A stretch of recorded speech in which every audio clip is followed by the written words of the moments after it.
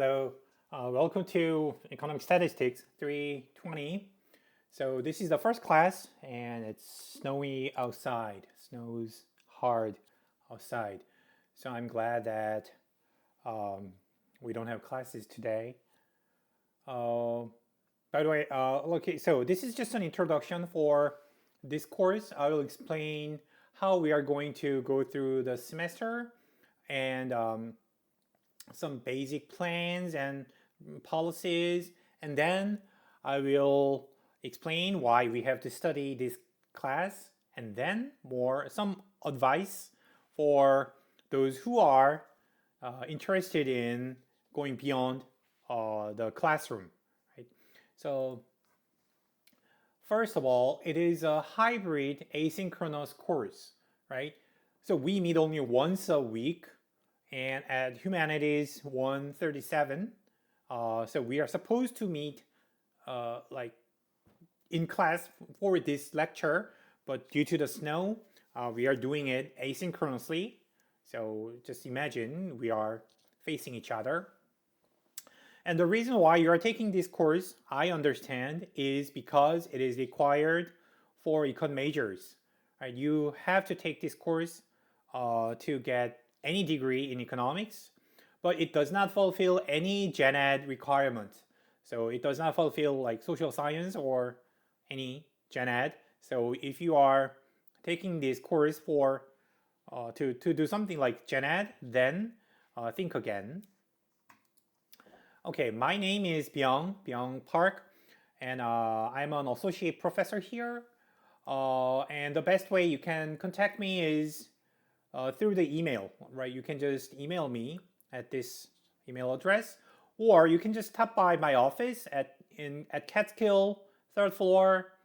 My office hours are officially listed as 10 to 11 on Tuesday, Thursdays, but I don't mind meeting you anytime if I'm in the office. So you can just stop by my office if you are around, or you can just ask me for a meeting on Zoom or meeting in person at any time that convenient for you.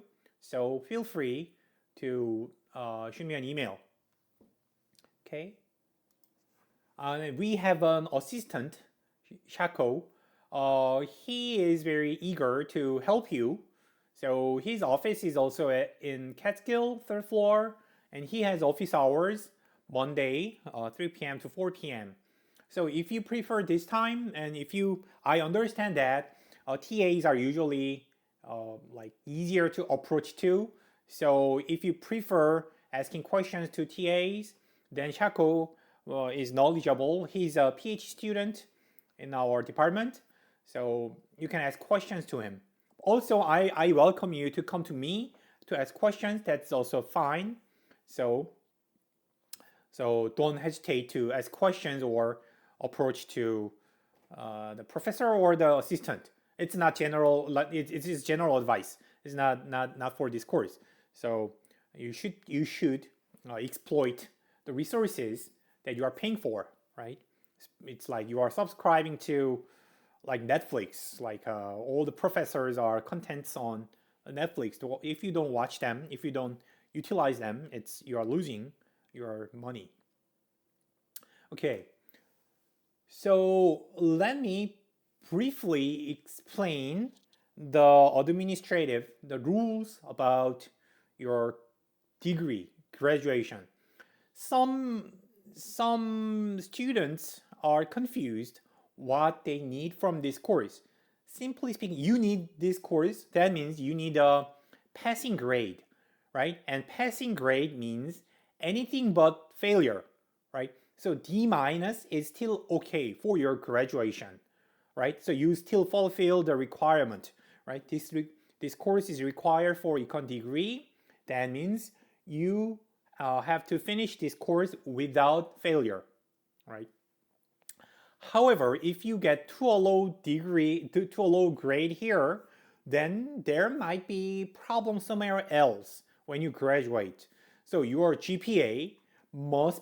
GPA must be at least 2.0, and also your major GPA, right? The economics GPA must be also at least 2.0. So if your GPA so far is not good enough, then you may need to worry about the grade from this course. But that is not just from this course, but it is your overall GPA and like overall major GPA. So plan ahead, think about if you can graduate, if you are graduating soon, then think about these rules. Okay, so I'm telling you this because some students come to me begging me a better grade because they cannot graduate, but that's not fair, right? So your graduation requirement cannot be a part of your my grading in this course. So it is your responsibility to take care of your GPA so that you can graduate without any trouble. Also, another aspect many students are confused about is the prerequisite. This course, Economic Statistics, need 3 prerequisite courses: micro and macro, intro, macro. Usually these are not a problem, but the calculus requirement it's kind of annoying because it specifies only those courses. So if you have taken calculus somewhere else or another like course numbering, that does not count. You have to take those courses. And also, you have to finish them by the previous winter. So if you're taking those calculus courses this semester, that does not fulfill the prerequisite. You have to have grade in your transcript to take this course. So, and also then, I'm not sure if the system has changed it, but in the past, prerequisites are not considered when you register. Your registration, you could register this course even without those prerequisites. That was possible, but that doesn't mean you could register it. Like, you cannot get credits in the end, right? In the past, our office ladies, staffs check each student's transcripts by hand and check whether the prerequisites are met or not. So I saw students who are deregistered like in April, right? Because it takes time to check the prerequisite. So please turn in yourself if you do not satisfy the prerequisite, right? And in case if you are uncertain, like for example, if you are a transfer student, if you are an exchange student, or if you have any special circumstances, let me know and I will find out if there is any other way to avoid or waive your prerequisite.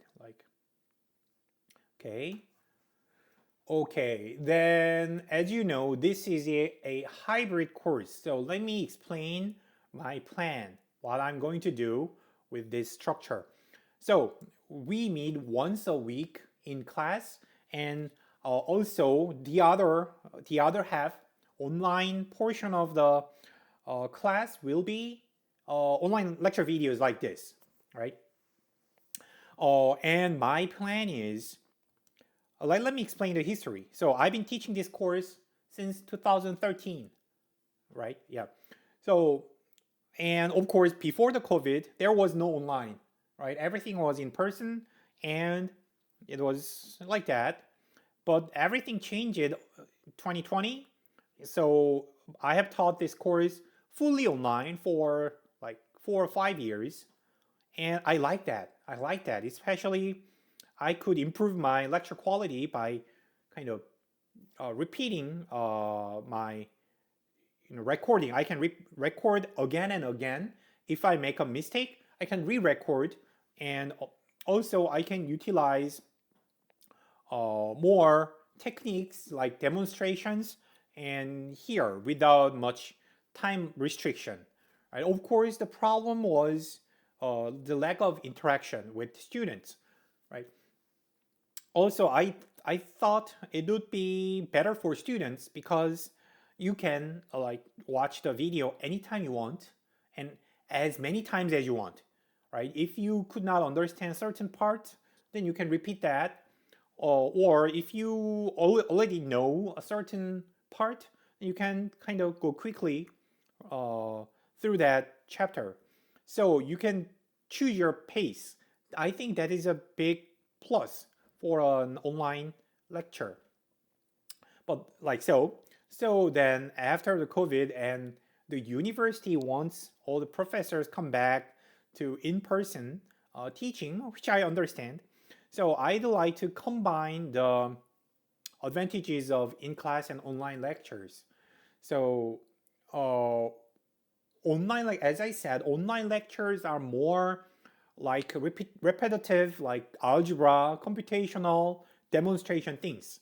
So you are going to do online quizzes every chapter, which I made up the test banks during the COVID online teaching period. So I have a huge test bank. So you are going to go like try the quizzes, but I'd like to uh, go through all the questions so that if you have any difficulty, you can just follow me, right? You can just do what I do. Of course, your questions will have different numbers.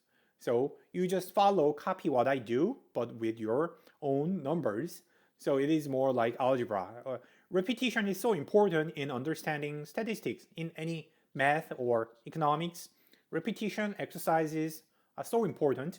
So I think online lectures, online form is better suited for the algebraic aspect of this course.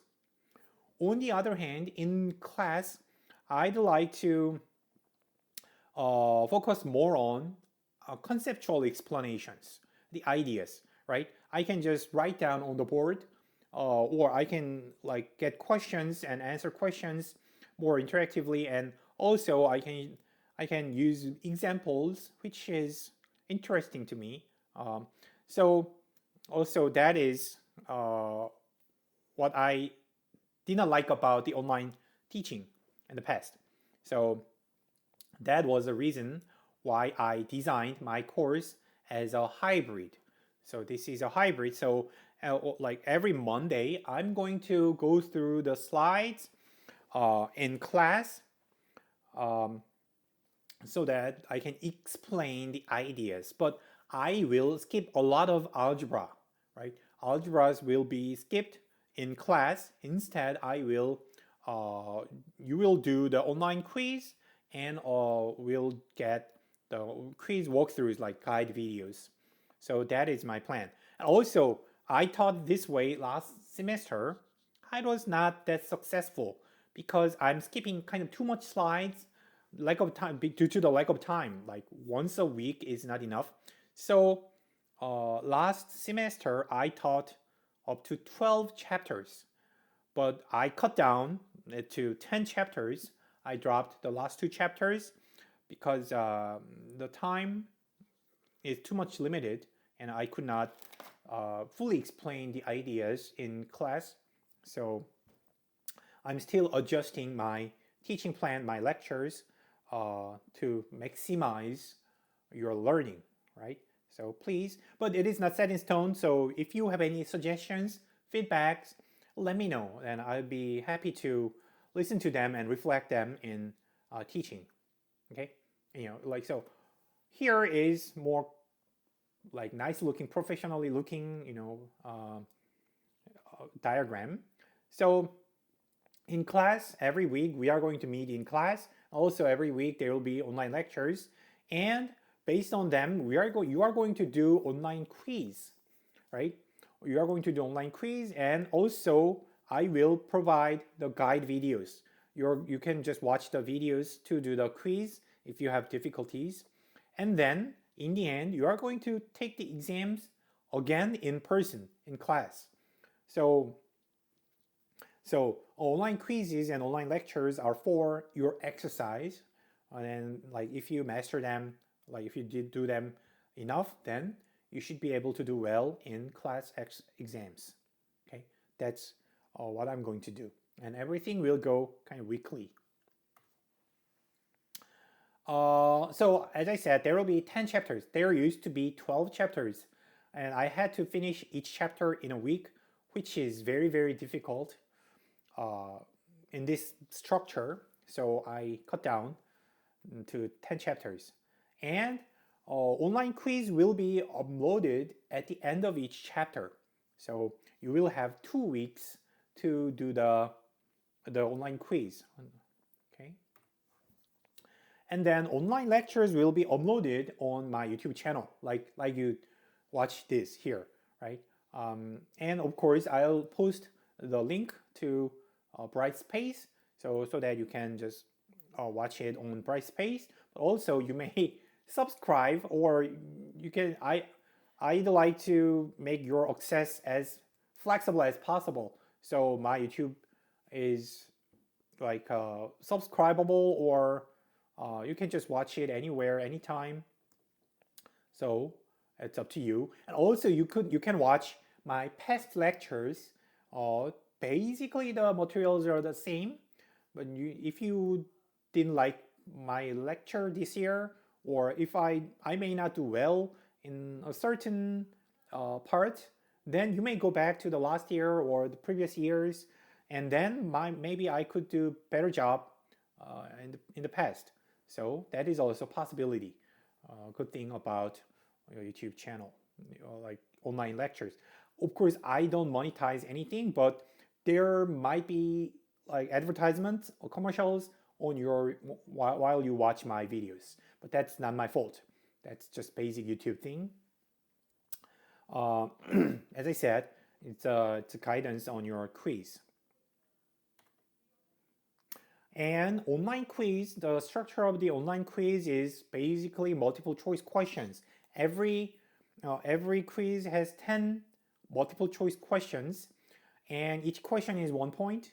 And when I guess you may have experienced it, excuse me,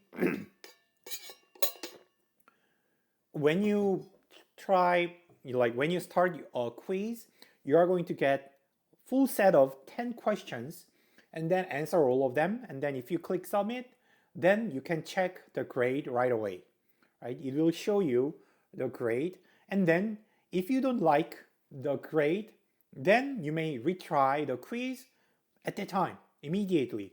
So like if you get, say, 8 points out of 10, but you want at least 9 points, then you may retry.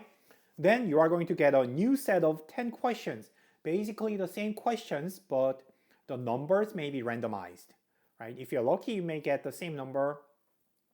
And when you get the grade, I will show you which question you were wrong, right? You can check in which questions you got wrong or not. And when you try, so that, and you can try until like up to 10 times. You can attempt the same quiz up to 10 times, and then the highest grade will be recorded. So you lose nothing. So in the first try, you get 8 points. You are not satisfied, then you may try again. But if you get a lower grade, still it does not hurt. If in your second try, if you get 5 points, still your final grade for that quiz would be the first try, 8 points. So, of course, I recommend you to try as many times as you want, and until you get 10 points. So that is not that hard, because I also provide the solution videos, so you can just watch them.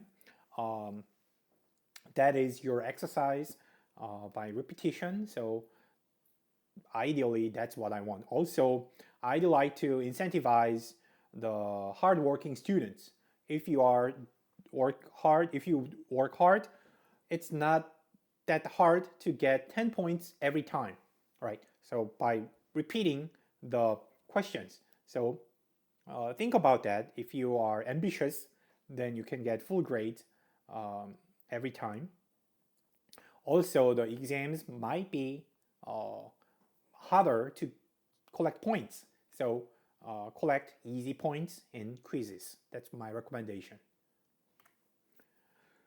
And it is online quiz, so I know when you submit your quiz. So when I post quiz, of course, I will set the due date. Usually I'll give you at least 2 weeks, okay? But I understand you are busy with a lot of things, you have your life, so I allow a grace period 1 week after the due date. So you have 2 weeks until the due date, and then actually you have another week in case of you are too busy. Then, but I'm not asking for any explanation. There is no penalty. It's purely grace period. You can do your homework during the grace period so that you can just get the points without any penalty. I respect your privacy. I know there are many events that cannot be proven, that cannot be documented. So I don't request any proof of your situation. That's also very big hassle to me. Instead, I allow the grace period. Instead, there is no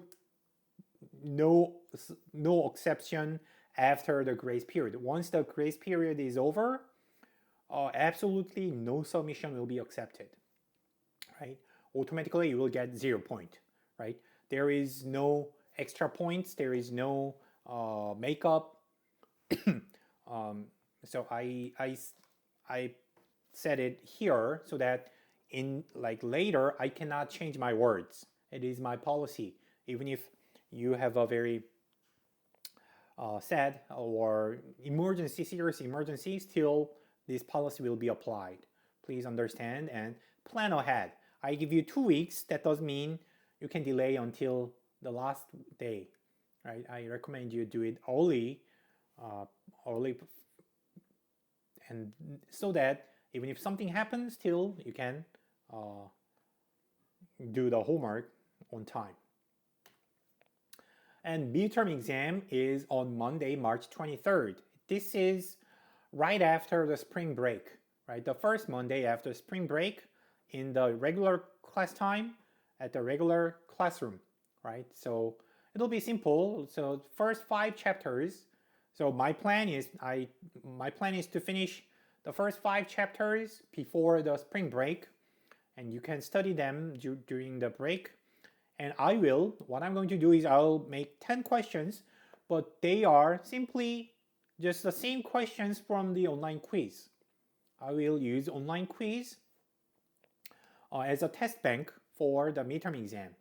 And each question will be 5 points, and you can get up to 50 points, right? So, and I will, near the midterm exam, I'm going to post dummy online quiz as an exercise for the midterm exam, right? So that you can just try random 10 questions from these 5 chapters, right? Which is exactly same format as the midterm exam.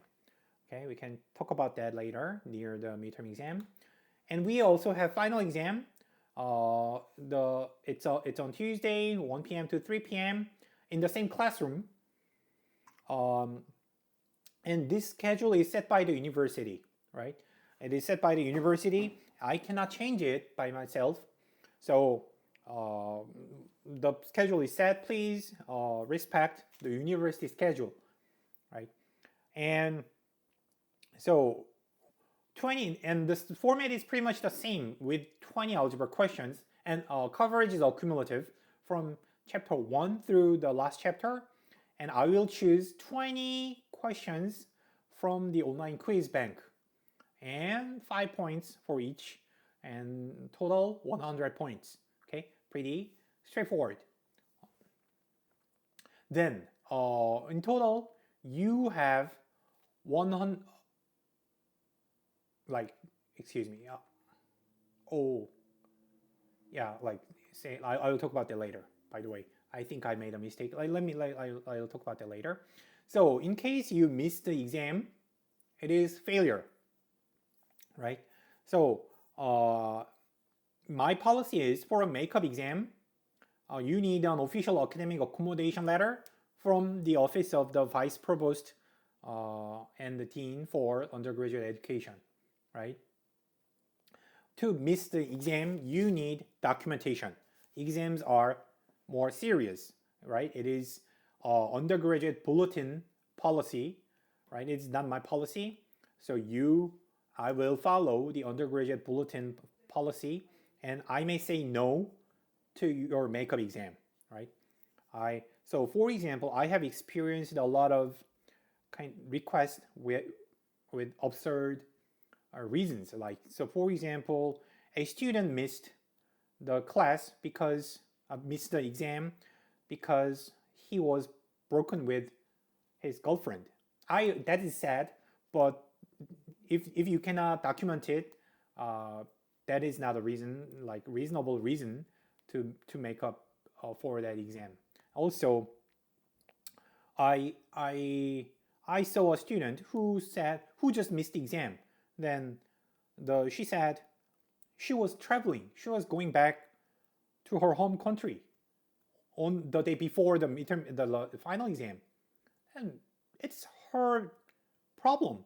Like, final exam schedules are announced even before the semester starts, right? So then that is not an acceptable reason to get an accommodation, right? So this is more serious area. Here, oh yeah, so total grades, I think so total grades are 12, the total maximum grades are 200 points. So 100 from the final exam, 50 points from the midterm exam, and 50 points from the online quizzes, right? So online quizzes will get like to 50 points. So then letter grade will be just following this table. There is nothing too complicated, right? And this is pretty much very generous in general, right? From my experience, a lot of students receive A, and like a few students are here, and there are some students again around D, right? It is your responsibility so you can check how well you are doing throughout the semester, right? Given your quizzes and midterm exam, you can expect what grade you can get and how much you need to get in the final exam. Like the transparency, the grading transparency is very important to me, so I do it this way. Instead, there is no extra credit opportunity at all. If I give an extra credit opportunity to some of you, then I have to give it to everyone, and in the end, there is no difference. Everyone just do more work, but the letter grade won't change because I have to change the letter grade to accommodate the extra credit opportunity. So that's why I do not allow any extra credit. Textbooks. These are the textbooks, and I have kind of new textbooks more than this, but simply I don't require any textbook in this course because any introductory statistics textbook is pretty much the same, right? All the materials we learn here in this course are the same for many decades. Still, it is very foundational materials, so you have to learn them. Among them, I personally like this Vital Statistics textbook. If you want to buy one, I would recommend this one, Vital Statistics.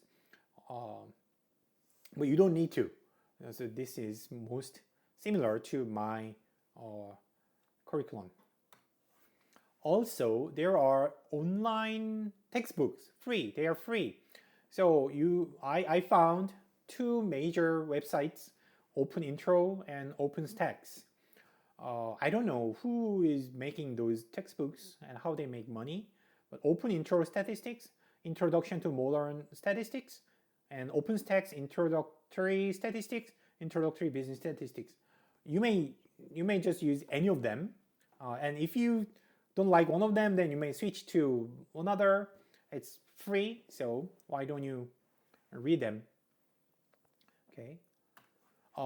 And I do recommend using AI for your learning, not for cheating, right? So I think as a professor, I also use AI to prepare for these lectures, also to do my own research. And like everyday life, I use AI a lot, and I know they are very useful.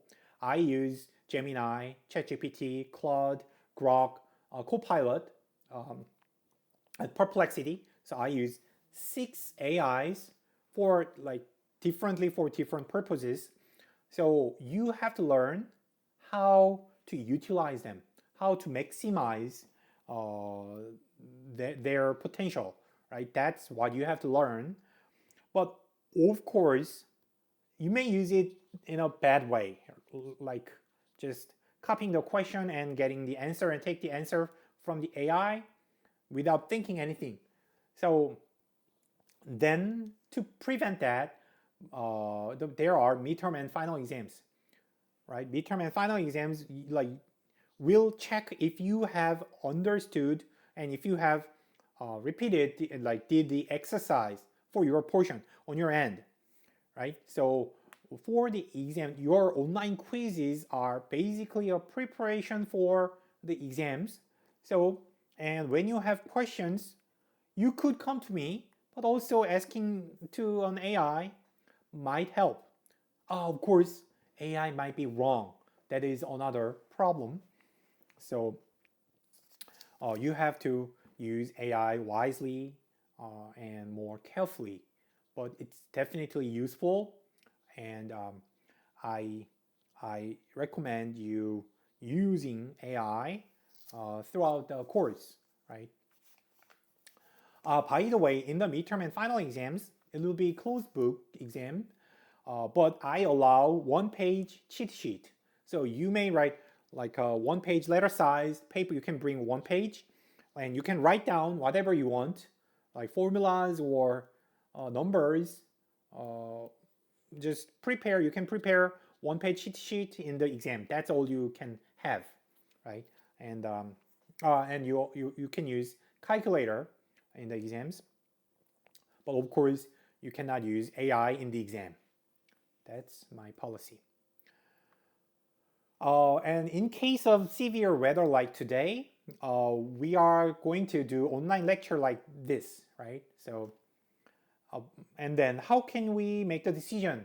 Of course, I'll follow the university decision, and also I'll follow the Niskayuna Central School District decision. So I have a son who is 4th grade, and if his school is closed, then I'm staying home and I'll do online. Okay, that is my rule. So, and also of course I will make an announcement the night before or in the morning. So if you think the weather is not too severe, then check the announcement.